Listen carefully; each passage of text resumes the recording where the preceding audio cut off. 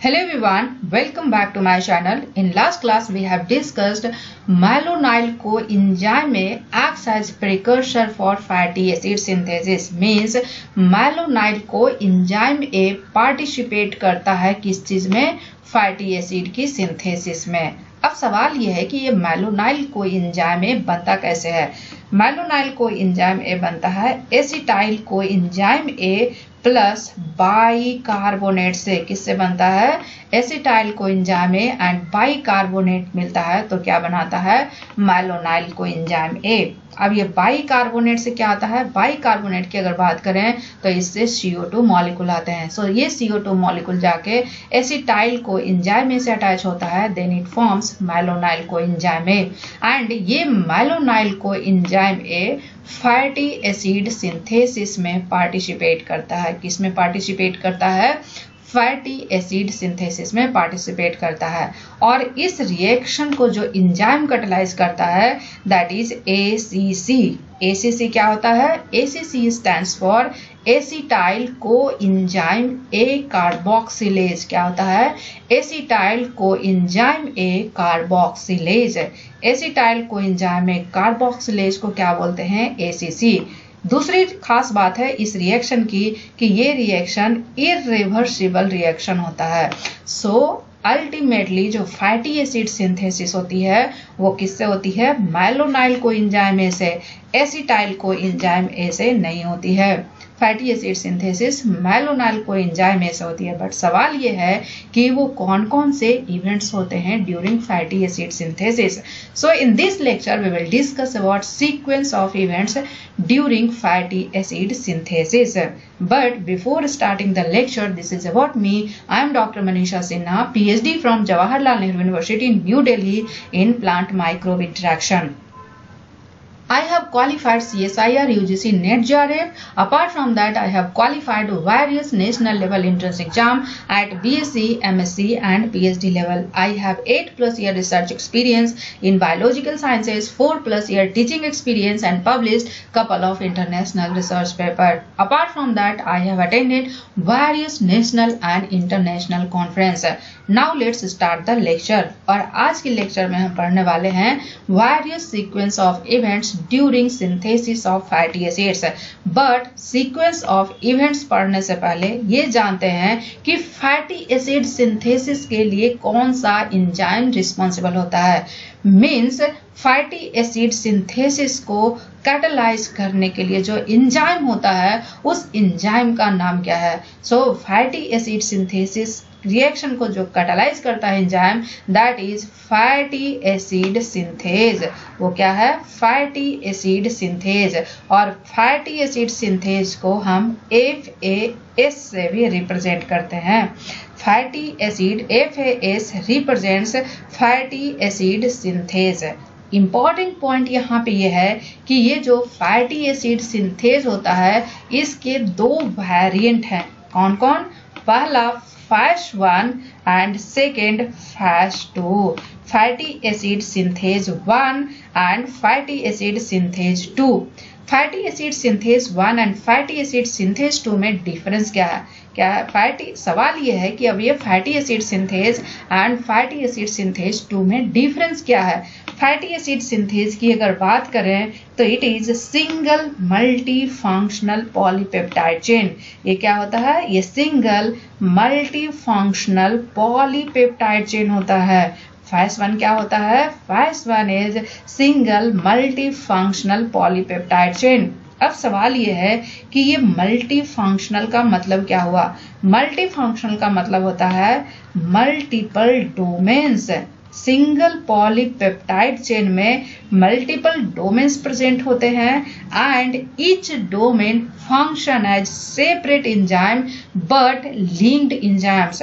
Means एक ही polypeptide chain है, इसमें डिफरेंट डोमेन होते हैं, मल्टीपल डोमेन्स होते हैं और ईच डोमेन एंजाइम की तरह काम करता है बट ये सारे लिंक्ड एंजाइम की तरह काम करते हैं। FAS 1 की अगर बात करें तो ये किस में प्रेजेंट होता है? ये एनिमल्स में होते हैं एंड फंजाई में होते हैं। FAS 1 किस में होते हैं? एनिमल्स एंड फंजाई में होते हैं। फेज 2 की जो कैरेक्टरिस्टिक फीचर है ये डिसोशिएटेड सिस्टम होता है। क्या है? It is a dissociated system. अब सवाल ये है कि डिसोशिएटेड सिस्टम का मतलब क्या होता है? डिसोशिएटेड सिस्टम का मतलब होता है कि इसमें जो डोमेन्स होते हैं वो सेपरेट पॉलीपेप्टाइड चेन्स में होते हैं। मीन्स फेज 2 में जो डोमेन्स जो एंजाइम काम करते हैं वो सेपरेट पॉलीपेप्टाइड चेन्स में प्रेजेंट होते हैं, इसीलिए इसे डिसोशिएटेड सिस्टम बोलते हैं। फेज 2 की अगर एग्जाम्पल की बात करें तो ये प्लांट्स में होते हैं एंड बैक्टीरिया में होते हैं। किस में होते हैं? प्लांट्स में होते हैं एंड बैक्टीरिया में होते हैं। So phase 1 and phase 2 are two variants of fatty acid synthase.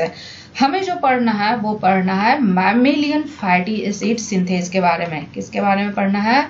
Mammalian fatty acid synthase के बारे में। मैमेलियन फैटी एसिड सिंथेस कौन सा वेरिएंट है? It is phase 1। So mammalian fatty acid synthase की अगर बात करें तो it is phase 1। So fatty acid synthase चाहे फेज 1 हो या फेज 2 हो, दोनों में 7 डोमेन्स प्रेजेंट होते हैं। कितने डोमेन्स प्रेजेंट होते हैं? 7 डोमेन्स प्रेजेंट होते हैं। और ये जो 7 डोमेन्स होते हैं फेज 1 में सिंगल पॉलीपेप्टाइड चेन में होते हैं, जबकि फेज 2 में ये सेपरेट पॉलीपेप्टाइड चेन्स में होते हैं। सो फेज 1 की अगर बात करें तो टोटल 7 डोमेन्स होते हैं और ये 7 domains, these are the 7 domains of phase 1। First domain की अगर बात करें इट इज एसीपी। एसीपी क्या है? ACP stands for acyl carrier protein. Acyl carrier protein की अगर बात करें तो इसकी जो कैरेक्टरिस्टिक फीचर है इस पे थियोल ग्रुप प्रेजेंट होता है, एसएस ग्रुप प्रेजेंट होता है। इसका फंक्शन क्या है? ये जो थियोल ग्रुप है, एसएस ग्रुप है, इस पे एसाइल ग्रुप कैरी होता है। सो एसाइल कैरियर प्रोटीन क्या करता है?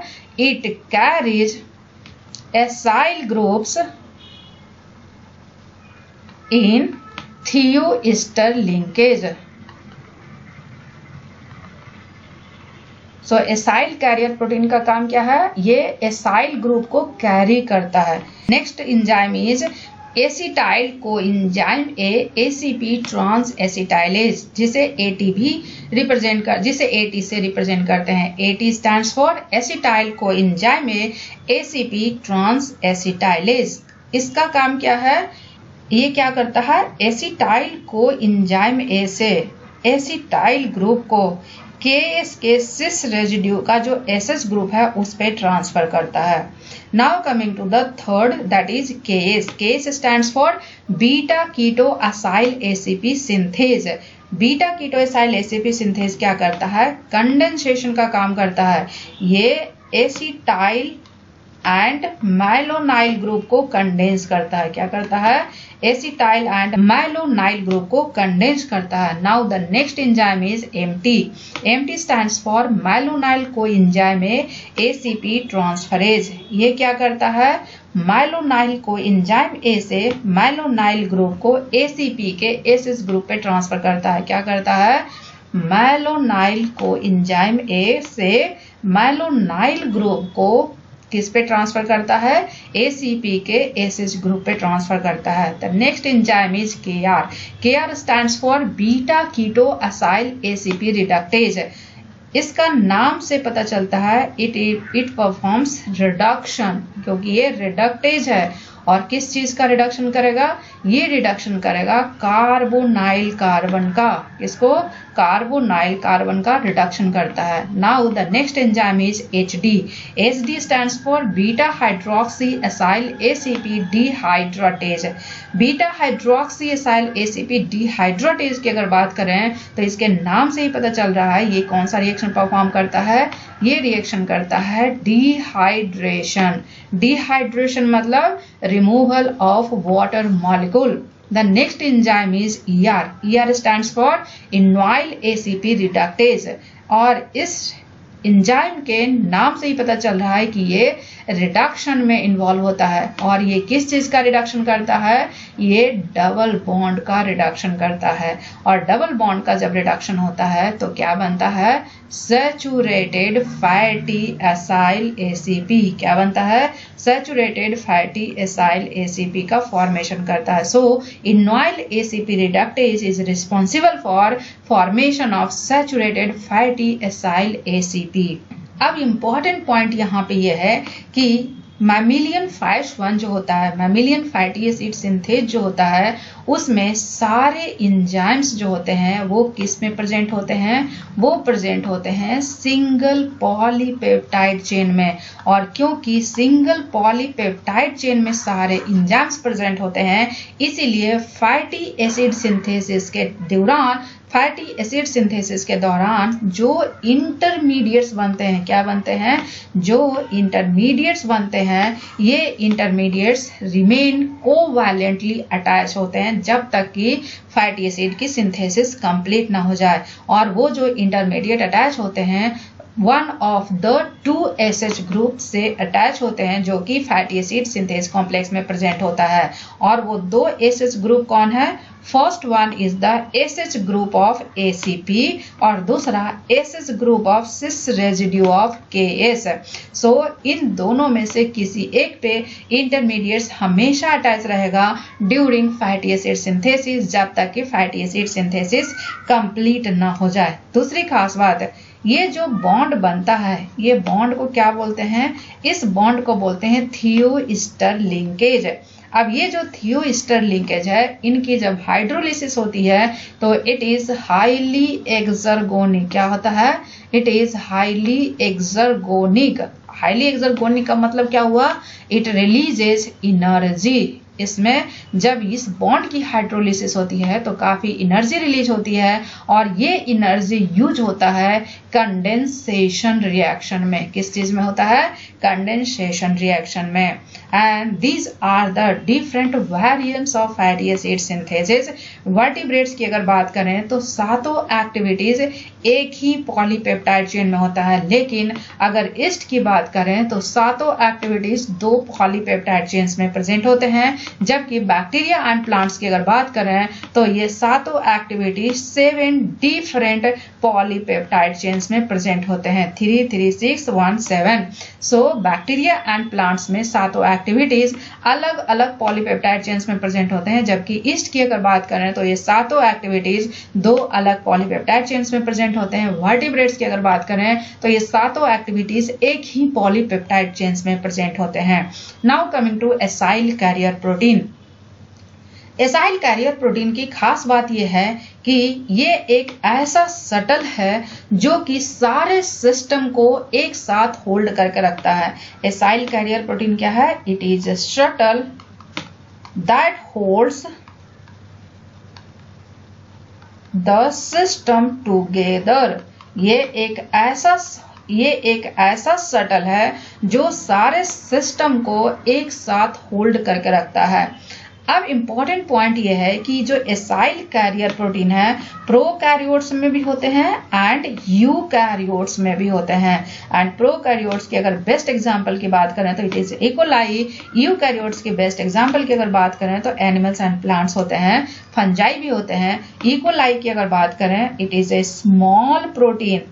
इकोलाई का जो एसाइल कैरियर प्रोटीन है वो क्या है? एक स्मॉल प्रोटीन है। और इस एसाइल कैरियर प्रोटीन की खास बात यह है कि इसमें एक प्रोस्थेटिक ग्रुप होता है और उस प्रोस्थेटिक ग्रुप को क्या बोलते हैं? 4' फॉस्फोपेंटेथीन। 4' फॉस्फोपेंटेथीन क्या है? It is prosthetic group. क्या है? ये एक प्रोस्थेटिक ग्रुप है। और दूसरी बात, इस स्ट्रक्चर को अगर ध्यान से देखें तो इस प्रोस्थेटिक ग्रुप में एक विटामिन है and that vitamin is vitamin B. और विटामिन बी को क्या बोलते हैं? Pantothenic acid. So acyl carrier protein का प्रोस्थेटिक ग्रुप क्या है? 4' फॉस्फोपेंटोथेइन। और इस प्रोस्थेटिक ग्रुप में पैंटोथेनिक एसिड है जो कि विटामिन बी है। दूसरी खास बात, ये एक फ्लेक्सिबल आर्म की तरह काम करता है। एसाइल कैरियर प्रोटीन क्या करता है? It serve as flexible arm. ये एक फ्लेक्सिबल आर्म की तरह काम करता है। दूसरी खास बात, इस एसाइल कैरियर प्रोटीन में एक एसएच ग्रुप होता है। क्या है? इट इज थियोल ग्रुप है। और ये एसएच ग्रुप की खास बात यह है, this is site of entry for the malonyl group during fatty acid synthesis. ये क्या है? It is the site of entry for the malonyl group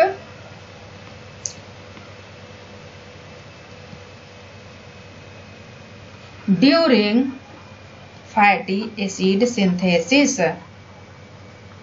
so fatty acid synthesis के दौरान जो मैलोनाइल ग्रुप की एंट्री होती है फैटी एसिड सिंथेस कॉम्प्लेक्स में, वो इसी के थ्रू होती है। So this is all about acyl carrier protein. Now coming to various sequence of events during synthesis of a fatty acid. Means fatty acid के दौरान कौन कौन से सीक्वेंस ऑफ इवेंट्स होते हैं। So various sequence of events की अगर बात करें तो फैटी एसिड की सिंथेसिस के दौरान 4 सीक्वेंस ऑफ इवेंट होते हैं। First one is the condensation. पहला क्या होता है? कंडेंसेशन। सेकेंड इवेंट की अगर बात करें तो it is reduction. And third event की अगर बात करें तो it is dehydration. And fourth event की अगर बात करें तो it is again reduction. So fatty acid की सिंथेसिस के दौरान 4 इवेंट्स होते हैं। First one is the condensation, second one is the reduction, third one is the dehydration and fourth one is the again reduction. But point यहाँ पे यह है कि इस रिडक्शन में और इस रिडक्शन में डिफरेंस क्या है। यहाँ पे जो रिडक्शन होता है वो कार्बोनाइल कार्बन का होता है और यहाँ पे जो रिडक्शन होता है वो डबल बॉन्ड का होता है। सो फैटी एसिड की सिंथेसिस के दौरान 4 इवेंट होते हैं और ये एक ऑर्डर में होता है। First one is the condensation, second one is the reduction, third one is the dehydration and fourth one is the reduction of double bond. But in events को शुरू होने से पहले एक और इम्पॉर्टेंट काम होता है, दैट इज चार्जिंग। क्या होता है? Charging of fatty acid synthase complex. Fatty acid synthase complex की चार्जिंग होती है। अब ये चार्जिंग कैसे होती है? चार्जिंग की अगर बात करें तो जब हम फैटी एसिड सिंथेज का स्ट्रक्चर देख रहे थे तो ये इस फैटी एसिड सिंथेज में 2 एसएच ग्रुप है। एक एसएच ग्रुप तो एसीपी के पास है और दूसरा एसएच ग्रुप केएस के पास है। सो इन दोनों एसएच ग्रुप से करेक्ट असाइल ग्रुप का अटैचमेंट होता है। क्या होता है? करेक्ट असाइल ग्रुप के साथ अटैचमेंट होता है। जब करेक्ट असाइल ग्रुप के साथ ये अटैच हो जाता है दोनों SH group, that is known as charging of fatty acid complex. So वो कैसे होता है? फर्स्ट स्टेप में क्या होगा? This is the structure of fatty acid complex. This is the structure of fatty acid synthase. Fatty acid synthase में 2 SH group होते हैं। एक तो एसीपी पे होता है और दूसरा केएस पे होता है। एसीपी का जो एसएच है इस पे पहले क्या अटैच होगा? एसिटाइल को एंजाइम ए से इस पे आएगा एसिटाइल ग्रुप। क्या आएगा? इस पे आएगा एसिटाइल ग्रुप। और इस रिएक्शन को जो एंजाइम कैटालाइज करता है that is malonyl coenzyme A ACP transferase, that is MT. MT क्या करेगा? इस एसिटाइल को एंजाइम ए से एसिटाइल ग्रुप को यहाँ पे अटैच कराएगा। बट ये एसिटाइल ग्रुप एसीपी के एसएच ग्रुप से अटैच नहीं रहेगा। इसको ये दूसरा एंजाइम क्या कराएगा यहाँ, बट ये जो एसिटाइल ग्रुप है ये ट्रांसफर हो जाएगा केएस के सिस रेजिड्यू के एसएस पे।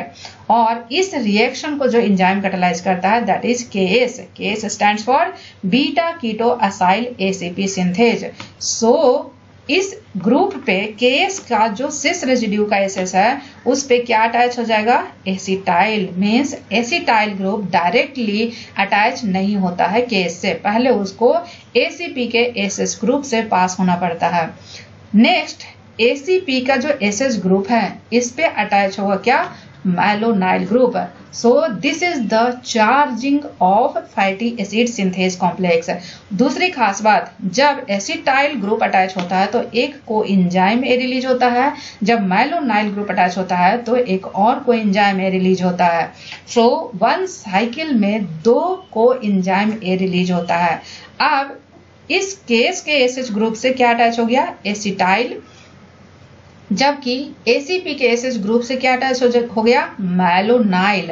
अब जो नेक्स्ट रिएक्शन होगा that is condensation, which is the first step of fatty acid synthesis.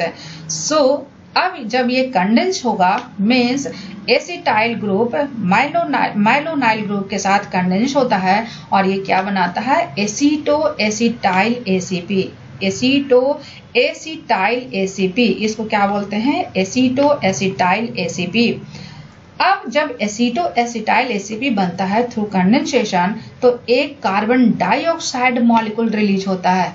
अब सवाल ये है कि ये कार्बन डाइऑक्साइड मॉलिक्यूल कौन सा कार्बन डाइऑक्साइड मॉलिक्यूल है? ये वही कार्बन डाइऑक्साइड मॉलिक्यूल है जो कि मैलोनाइल कोएंजाइम ए के फॉर्मेशन के टाइम में बाइकार्बोनेट से कार्बन डाइऑक्साइड आया और एसिटाइल कोएंजाइम ए के साथ अटैच हुआ. मैलोनाइल कोएंजाइम ए कैसे बनता है? एसिटाइल कोएंजाइम ए के साथ जब बाइकार्बोनेट रिएक्ट करता है तो ये क्या बनाता है? मैलोनाइल कोएंजाइम ए. और ये बाइकार्बोनेट कार्बन डाइऑक्साइड देता है किसको? एसिटाइल कोएंजाइम ए से. ये वही कार्बन डाइऑक्साइड है जो कि मैलोनाइल कोएंजाइम ए के दौरान कार्बन डाइऑक्साइड एसिटाइल ग्रुप से अटैच हुआ था. तो सवाल यहाँ पे ये है कि फैटी एसिड सिंथेसिस में मैलोनाइल कोएंजाइम ए बनाने की क्या जरूरत पड़ी जब ये कार्बन डाइऑक्साइड रिलीज ही हो जाता है? Acetyl coenzyme A directly enter क्यों नहीं किया? इस चीज को समझने के लिए फैटी एसिड का बीटा ऑक्सीडेशन पे चलते हैं. Beta oxidation of fatty acid. Beta oxidation of fatty acid. जब beta oxidation of fatty acid देखते हैं तो वहां पे 2 असाइल ग्रुप के बीच में बॉन्ड क्या होता है? क्लीव होता है. And this cleavage of bond is highly exergonic. ये क्या होता है? Highly exergonic. और हाईली एक्सर्गोनिक का मतलब क्या हुआ कि जब ये बॉन्ड क्लीव होता है तो काफी ज्यादा एनर्जी रिलीज होती है. सिमिलरली क्योंकि ये हाईली एक्सर्गोनिक है क्लीवेज का, बॉन्ड के क्लीवेज का, तो जब ये कंडेंसेशन होगा इट इज हाईली इंडरगोनिक. ये क्या होगा? Highly endergonic. इस रिएक्शन को, कंडेंसेशन रिएक्शन को थर्मोडायनेमिकली फेवरेबल करने के लिए इस एक्टिवेटेड मैलोनाइल ग्रुप को यूज करते हैं रादर देन एसिटाइल ग्रुप. अब इस मैलोनाइल ग्रुप की खास बात क्या है? यहाँ जो मिथिलीन ग्रुप है this is the CH2 methylene group है.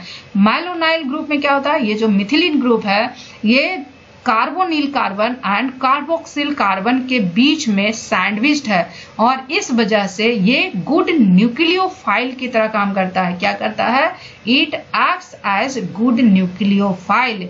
ये जो मिथिलीन ग्रुप है ये गुड न्यूक्लियोफाइल की तरह काम करता है और जब गुड न्यूक्लियोफाइल है मीन्स ये एसिटाइल कोएंजाइम ए मीन्स ये केस से जो एसिटाइल ग्रुप अटैच है उस पे एक्ट करता है और ये कार्बन डाइऑक्साइड को रिलीज करता है और इस एसएच ग्रुप को डिस्प्लेस करता है और ये दोनों कंडेंस हो जाता है. मैलोनाइल ग्रुप का जो CH2 ग्रुप है ये गुड न्यूक्लियोफाइल की तरह काम करता है. इसलिए फैटी एसिड सिंथेसिस के लिए मैलोनाइल ग्रुप बनाया जाता है, एसिटाइल ग्रुप काम नहीं करता है. ये क्या बना? Aceto acetyl ACP and this is the first event of fatty acid synthesis. अब इस कंडेंसेशन रिएक्शन की खास बात यह है कि इसमें एक मॉलिक्यूल कार्बन डाइऑक्साइड रिलीज होता है. Then it is the acetoacetyl ACP. अब इस एसीटो एसिटाइल ACP पे क्या होगा? इसका this is the first carbon, this is the second carbon, this is the third carbon and this is the fourth carbon. Carbonyl carbon क्या कितने number पे है? थर्ड कार्बन पे. तो अब इस कार्बन का क्या होगा? रिडक्शन होगा. और रिडक्शन की अगर डेफिनेशन बोले तो it is the gain of electron. और इलेक्ट्रॉन गेन कब करेगा, जब कोई इलेक्ट्रॉन देगा। सो इसके लिए जो इलेक्ट्रॉन डोनर है दैट इज NADPH। NADPH क्या है, it is electron donor for the reduction. So इसका क्या होगा, थर्ड कार्बन पे जो कार्बोनिल का ग्रुप है इसका क्या होगा, रिडक्शन, और ये बीटा कीटो से बीटा हाइड्रोक्सी बनाएगा and the product is beta hydroxy butyryl ACP। ये क्या है, बीटा हाइड्रोक्सी ब्यूटाराइल ACP। अब नेक्स्ट स्टेप में क्या होगा, this is the first carbon, this is the second carbon, this is the third carbon and this is the fourth carbon. So next step में क्या होगा, सेकंड एंड थर्ड कार्बन से एक water molecule release होगा। क्या होगा, second and third carbon से एक वाटर मॉलिक्यूल रिलीज होगा and this step is dehydration. So this dehydration में क्या होता है, सेकंड एंड थर्ड कार्बन से एक वाटर मॉलिक्यूल रिलीज होता है, और जब वाटर मॉलिक्यूल रिलीज होता है तो ये डबल बॉन्ड का फॉर्मेशन करता है and the product is trans delta two butenoyl ACP। और इस रिएक्शन को जो इंजाइम कैटालाइज करता है that is DH। DH stands for beta hydroxy acyl ACP dehydratase. और इस रिएक्शन को जो इंजाइम कैटालाइज करता है that is KR means beta ketoacyl ACP reductase. अब नेक्स्ट स्टेप में क्या होगा, ये जो डबल बॉन्ड है इसका रिडक्शन होगा। क्या होगा, इसका रिडक्शन होगा, और रिडक्शन के लिए again NADPH acts as electron donor. और इस रिएक्शन को जो एंजाइम कैटालाइज करता है that is ER stands for enoyl ACP reductase. और जब इस डबल बॉन्ड का रिडक्शन होगा तो क्या बनना और जब इस डबल बॉन्ड का रिडक्शन होगा तो ये सैचुरेटेड फैटी एसाइल ACP में कन्वर्ट हो जाएगा। मींस ये क्या है, 4 कार्बन का सैचुरेटेड फैटी एसाइल ACP जिसको ब्यूटाराइल ACP बोलते हैं। क्या बोलते हैं, ब्यूटाराइल ACP। अब ये जो ब्यूटाराइल ग्रुप है किससे अटैच है, ACP के SH ग्रुप पे अटैच है। बट ये ब्यूटाराइल ग्रुप ACP के SH ग्रुप से ट्रांसफर होगा और वो कहाँ जाएगा, KS के सिस रेजिड्यू का जो SS ग्रुप है। सो नेक्स्ट स्टेप में क्या होगा, transfer of butyryl group to the cysteine residue of KS। अब जब KS के सिस रेजिड्यू पे आ गया ब्यूटाराइल ग्रुप तो यहाँ पे एक अनदर मैलोनाइल ग्रुप अटैच होगा। क्या होगा, अनदर मैलोनाइल ग्रुप अटैच होगा। वन मोर इम्पॉर्टेंट थिंग, जैसे ही फैटी एसिड सिंथेस कॉम्प्लेक्स पे 4 कार्बन का सैचुरेटेड फैटी एसाइल ACP बनेगा, it marks the completion of first cycle through the fatty acid synthase complex. So अब next cycle start होगा, और next cycle कैसे start होगा, जब ये ग्रुप KS के SH ग्रुप पे ट्रांसफर होगा और यहाँ पे मैलोनाइल ग्रुप अटैच होगा। सो फर्स्ट साइकिल के बाद सेकेंड साइकिल स्टार्ट होगा एंड सेकेंड साइकिल के लिए फिर से ये स्टेप्स रिपीट होंगे। Means condensation, reduction of carbonyl carbon, dehydration and reduction of double bond. Next point की अगर बात करें तो फैटी एसिड सिंथेस कॉम्प्लेक्स जो है ये 16 carbon saturated fatty acyl ACP तक synthase 16 carbon saturated fatty acid तक सिंथेसिस करता है, और 60 कार्बन सैचुरेटेड फैटी एसिड को क्या बोलते हैं, पाल्मिटेट। और जब एक साइकिल में फैटी एसिड चेन का लेंथ 2 कार्बन यूनिट से बढ़ता है, सो 16 कार्बन फैटी एसिड बनाने के लिए टोटल कितने साइकिल चाहिए, 7 साइकिल चाहिए, क्योंकि फर्स्ट साइकिल में 4 कार्बन बन जाते हैं। सो 16 कार्बन पाल्मिटेट को बनाने के लिए 7 साइकिल रन होने चाहिए। सो 7 साइकिल की अगर बात करें तो 7 मैलोनाइल को एंजाइम भी तो चाहिए। सो पहले 7 टाइम्स मैलोनाइल को एंजाइम में बनाना पड़ेगा, एंड 7 टाइम्स मैलोनाइल को एंजाइम में बनाने के लिए 7 एसिटाइल को एंजाइम में चाहिए, और 7 कार्बन डाइऑक्साइड भी चाहिए, and it is ATP dependent process, और ईच साइकिल में 1 ATP यूज होता है। तो 7 मैलोनाइल को एंजाइम में बनाने के लिए 7 ATP यूज होगा।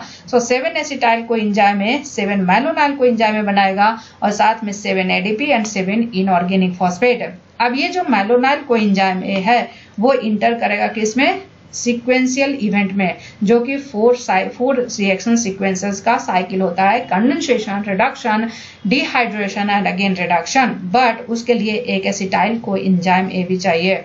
सो एक एसिटाइल कोएंजाइम ए चाहिए, देन 7 मैलोनाइल कोएंजाइम ए चाहिए, और एक साइकिल में टोटल 2 NADPH का यूज होता है। तो 7 साइकिल में टोटल 14 NADPH का यूज होगा, 14H+ यूज होगा। तो क्या बनाएगा? पाल्मिटेट, एक मॉलिक्यूल पाल्मिटेट बनाएगा।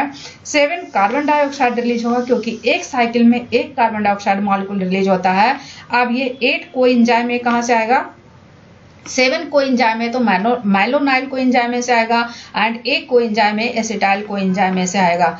14 NADP+ आएंगे, किससे? 14 NADPH का जब ऑक्सीडेशन होगा एंड 6 मॉलिक्यूल ऑफ वाटर बनेंगे, 6 मॉलिक्यूल ऑफ वाटर रिलीज होगा। बट यहाँ पे इंपॉर्टेंट पॉइंट ये है कि टोटल 7 साइकिल होता है, और ईच साइकिल में 1 वाटर मॉलिक्यूल रिलीज होते हैं। तो टोटल 7 वाटर मॉलिक्यूल रिलीज होने चाहिए, लेकिन यहाँ पे कितना है? 6 वाटर मॉलिक्यूल। सो यहाँ पे ट्विस्ट ये है कि जब fatty acid synthase complex 16 carbon का सैचुरेटेड फैटी एसिड बनाता है, तो ये क्या हो जाता है? रिलीज कर देता है, क्योंकि fatty acid synthase complex 16 carbon से ज्यादा का फैटी एसिड नहीं बना सकता है। सो ये जो 16 कार्बन फैटी एसिड बनते हैं, वो फैटी एसिड सिंथेस कॉम्प्लेक्स से रिलीज हो जाते हैं। और वो रिलीज कैसे होता है? वो रिलीज होता है हाइड्रोलिटिक एक्टिविटी ऑफ TE। किससे? Hydrolytic activity of TE। TE क्या है? T stands for थियोएस्टरेजेज, जो कि एक मल्टी फंक्शनल प्रोटीन है। सो 16 कार्बन फैटी एसिड को रिलीज करने के लिए 1 मॉलिक्यूल ऑफ वाटर यूज हो जाता है, इसीलिए ओवरऑल सिर्फ 6 मॉलिक्यूल ऑफ वाटर ही रिलीज होंगे। अगर इन दोनों रिएक्शन को कंबाइन करें, then the overall reaction is for the formation of 1 molecule of palmitate, 8 molecule acetyl coenzyme में यूज होगा, 7 मॉलिक्यूल ATP यूज होगा, 14 मॉलिक्यूल NADPH यूज होगा, एंड 14H+ यूज होगा। देन ये क्या बनाएगा? 1 मॉलिक्यूल पाल्मिटेट, 8 मॉलिक्यूल कोएंजाइम में, 7 molecule ADP, 7 inorganic phosphate, 14 NADP+ and 6 molecule of water. So in conclusion क्या हुआ? पाल्मिटेट 1 मॉलिक्यूल पाल्मिटेट बनाने के लिए टोटल 8 एसिटाइल कोएंजाइम की जरूरत है, जो कि 7 मैलोनाइल कोएंजाइम बनाने के लिए जरूरत होती है, और एक एसिटाइल कोएंजाइम KS के सिस रेजिड्यू के SS ग्रुप के साथ अटैच हो जाते हैं, which is used for the activation of fatty acid synthase. इसके अलावा 7 ATP यूज होता है, क्योंकि 7 साइकिल होते हैं, 14 NADPH यूज होता है, ईच साइकिल में 2 NADPH यूज होते हैं, एंड 6 मॉलिक्यूल वाटर रिलीज होते हैं। बट यहाँ पे एक इम्पॉर्टेंट पॉइंट ये है कि this is the structure of cell and this is the mitochondria। ये क्या है? ये माइटोकॉन्ड्रिया है। सो इम्पॉर्टेंट पॉइंट ये है कि जो फैटी एसिड की सिंथेसिस होती है, वो कहाँ होती है? साइटोसोल में होती है, साइटोसोल में होती है। और फैटी एसिड की सिंथेसिस के लिए क्या चाहिए? एसिटाइल कोएंजाइम ए चाहिए। बट ये एसिटाइल कोएंजाइम ए साइटोप्लाज्म में नहीं होता है, बल्कि माइटोकॉन्ड्रियल मैट्रिक्स में होता है। क्या होता है? माइटोकॉन्ड्रियल मैट्रिक्स में एसिटाइल कोएंजाइम ए होता है। और माइटोकॉन्ड्रियल मैट्रिक्स में एसिटाइल कोएंजाइम ए कहाँ से आता है? माइटोकॉन्ड्रियल मैट्रिक्स में एसिटाइल कोएंजाइम ए 2 वजह से आता है। पहला तो पायरूवेट के ऑक्सीडेशन से आता है, और दूसरा अमाइनो एसिड का जो कार्बन स्केलेटल होता है उसके ऑक्सीडेशन से आता है। Carbon skeletal of amino acid oxidation. So ये 2 रिएक्शन है जो कि माइटोकॉन्ड्रियल मैट्रिक्स में एसिटाइल कोएंजाइम ए को बनाता है। अब सवाल यह है कि जो फैटी एसिड सिंथेसिस होती है साइटोसोल में होती है, बट साइटोसोल में एसिटाइल कोएंजाइम ए नहीं होता है। कहाँ होता है? वो होता है माइटोकॉन्ड्रियल मैट्रिक्स में। अब सवाल यह है कि माइटोकॉन्ड्रियल मैट्रिक्स से साइटोप्लाज्म में कैसे आएगा, क्योंकि साइटोप्लाज्म और माइटोकॉन्ड्रियल मैट्रिक्स के बीच में 2 बैरियर है। This is the outer membrane and this is the inner membrane. ये क्या है? This is the cytosol, this is the outer membrane and this is the inner membrane and this is the mitochondrial matrix. Mitochondrial matrix में क्या है? Acetyl coenzyme ए। जबकि fatty acid synthesis की अगर बात करें तो वो साइटोसोल में होता है। लेकिन लेकिन दोनों के बीच में दो बैरियर है, एक तो आउटर माइटोकॉन्ड्रियल मेम्ब्रेन और दूसरा inner mitochondrial membrane. Outer mitochondrial membrane की कोई प्रॉब्लम नहीं है, ये परमिएबल होता है। क्यों परमिएबल होता है? क्योंकि इसमें पोरिन्स होते हैं, तो आउटर माइटोकॉन्ड्रियल मेम्ब्रेन से एसिटाइल कोएंजाइम इजिली क्रॉस कर सकता है। अब बात आई इनर माइटोकॉन्ड्रियल मेम्ब्रेन की।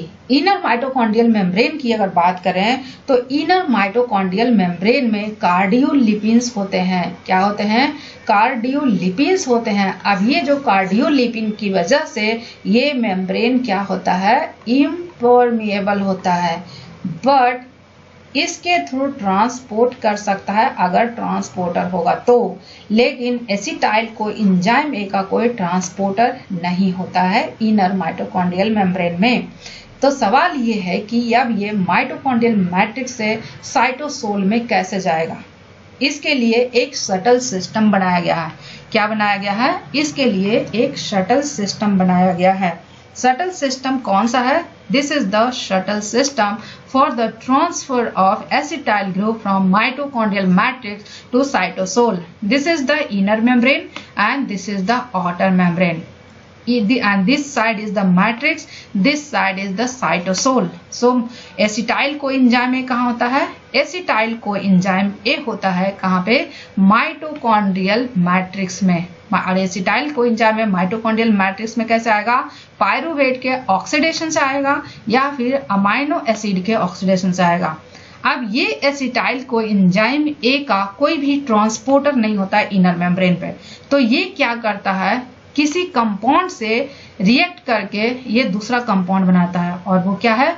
ये ऑक्सैलो एसीटेट के साथ रिएक्ट करता है और ये किस चीज का फॉर्मेशन करता है? सिट्रेट का फॉर्मेशन करता है। और इस रिएक्शन को जो एंजाइम कैटालाइज करता है that is citrate synthase, and this is one of the reaction of TCS cycle, means citric acid cycle और क्रेब्स साइकिल का एक रिएक्शन है। दैट इज एसिटाइल कोएंजाइम में ऑक्सैलो एसीटेट के साथ रिएक्ट करके क्या बनाता है? Citrate, and this is a condensation reaction.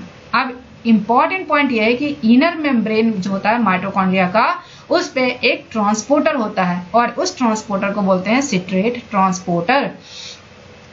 इस ट्रांसपोर्टर के थ्रू सिट्रेट माइटोकॉन्ड्रियल मैट्रिक्स से कहा जाता है इंटर मेम्ब्रेन स्पेस में, और आउटर माइटोकॉन्ड्रियल मेम्ब्रेन में पोरिन्स होते हैं तो उससे सिट्रेट कहा जाता है साइटोसोल में।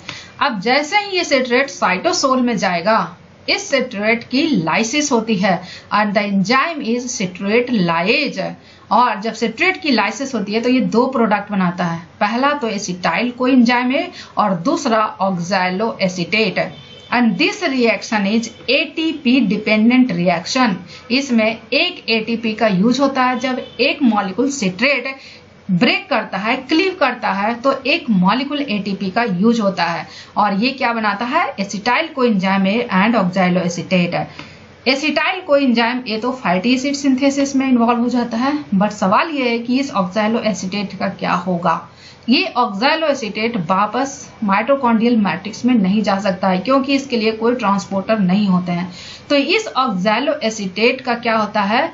ये साइटोसोल में एक एंजाइम होता है मैलेट डिहाइड्रोजिनेज, तो ये ऑक्सैलो एसीटेट ऑक्सीडाइज कर जाता है किस चीज में? मैलेट में, और ऑक्सीडेशन के लिए ऑक्सीडेशन के लिए एक रिड्यूसिंग एजेंट चाहिए एंड दैट इज NADH। तो जब ऑक्सैलो एसीटेट ऑक्सीडाइज करता है मैलेट में तो एक NADH का यूज होता है।